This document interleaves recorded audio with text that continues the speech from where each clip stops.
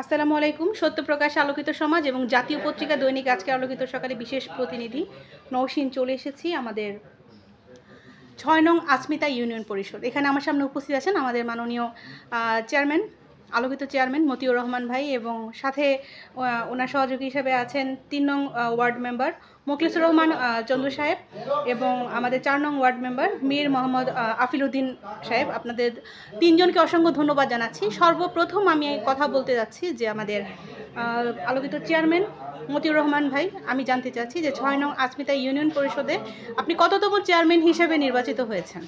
বিসমিল্লাহির রহমানির রহিম। প্রথমত জানাই ছয় নং আচমিতা পরিষদের এমন সকলকে সালাম, আসসালামু আলাইকুম।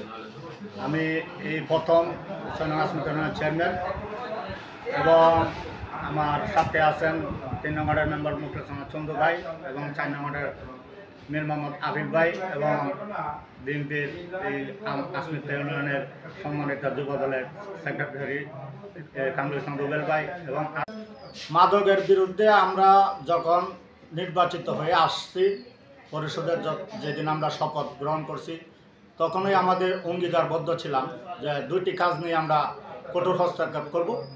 ১ নম্বর হলো মাদক, গাঁজা, এবার ট্যাবলেট, এই যে যুব সমাজ নষ্ট হয়ে যাচ্ছে, এগুলির বিরোধিতা আমরা করব। আপনার এই যে বাল্য বিবাহ, এগুলিও আমরা কঠিনভাবে হস্তক্ষেপ করছি এবং ঊর্ধ্বতন কর্মকর্তার সাথে আমাদের কথা হয়, যেমন আমাদের উপজেলা নির্বাহী অফিসার মাহিদুল ইসলাম স্যার এবং যে কোনো ইউনো মহোদয় আসলে পরে নির্দেশ থাকে এটি যে যুব সমাজ যাতে কোনো অবস্থায় গাঁজা বা নেশাগ্রস্ত না, তারাও মানে এটির বিরুদ্ধে কঠিনভাবে আমরা আচমিতা ইউনিয়নে যারা বাস করি, এইগুলি আমরা যুব সমাজকে বাঁচিয়ে রাখবো এবং যে মূল্য হোক। আমরা কত লোক